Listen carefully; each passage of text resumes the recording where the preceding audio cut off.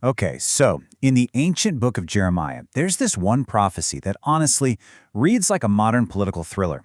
I mean, it's the story of a nation that seemed to have everything figured out: peace, stability, wealth, and then they lost it all.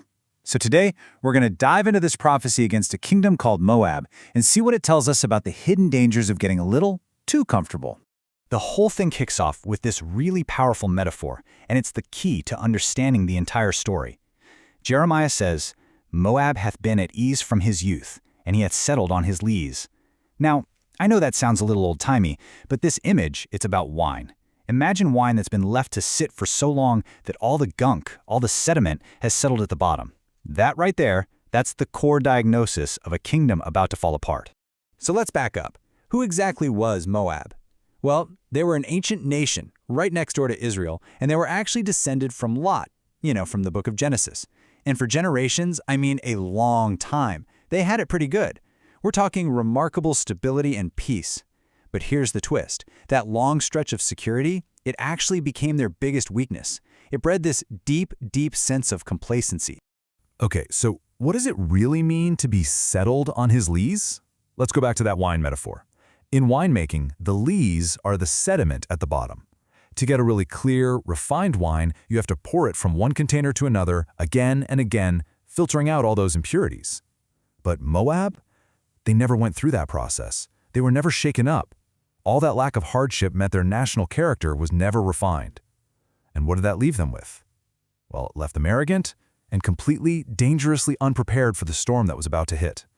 And you see, this complacency, it wasn't just, a minor character flaw.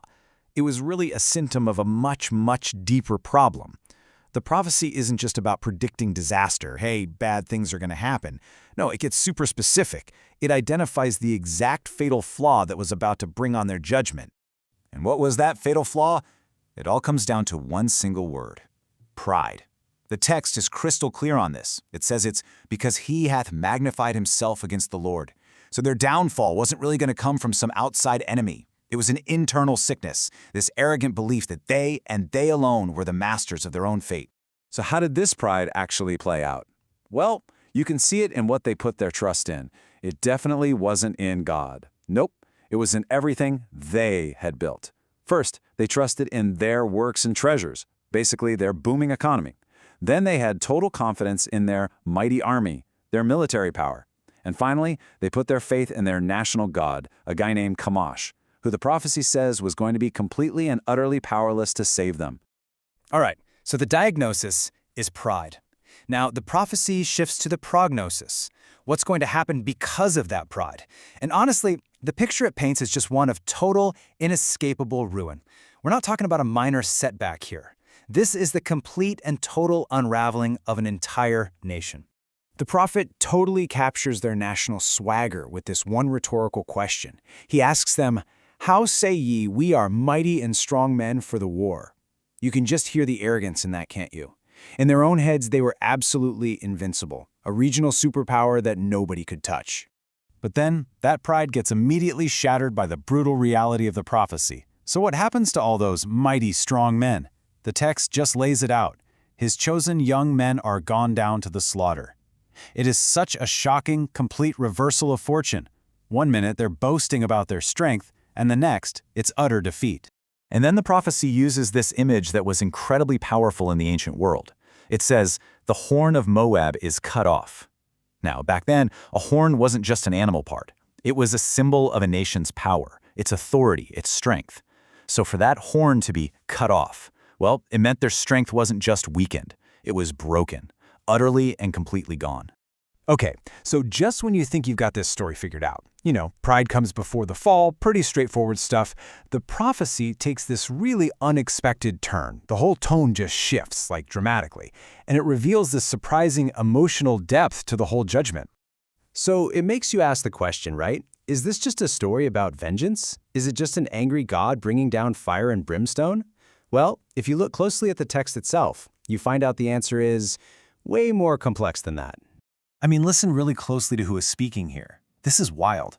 It's not Moab mourning for itself. The voice in the prophecy says, "Therefore will I howl for Moab, and I will cry out." Who is I? It's the voice of the judge, This is God expressing profound grief over the very judgment that's being carried out. It's a lament. It's not a celebration at all. And this reveals something really profound. The judgment still happens, yes, but it's not carried out with glee or delight. What the prophecy shows us is a judge who actually mourns the consequences of what has to be done. It completely reframes the whole thing. It's not simple revenge, but a sorrowful and yet unavoidable act of justice. So we've had the pride, we've had the devastation, and we've had this deep sorrow. And just when you think it's all over, the prophecy takes one final, absolutely astonishing turn. Because beyond all the ashes of this total destruction, it offers a tiny glimpse of hope. So this little timeline really puts that final twist into context. So here's what happens. First, late 7th, early 6th century BC, Jeremiah delivers the prophecy. Then, boom, just like he said, the Babylonian Empire invades and Moab is basically wiped off the map as a nation. The judgment is fulfilled, check. But look closer. The timeline doesn't actually end there. It points way forward to a time it calls the latter days.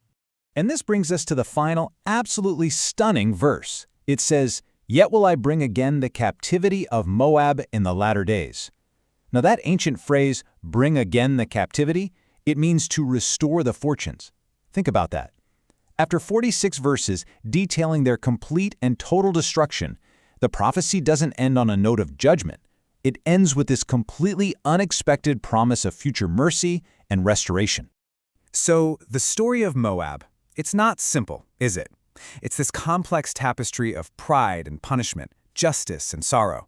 But ultimately, it's a story where judgment, as harsh as it is, doesn't actually get the final word. And that leaves us with a really profound question to chew on. What does it mean for justice, even the most severe kind, to be paired with an ultimate promise of restoration?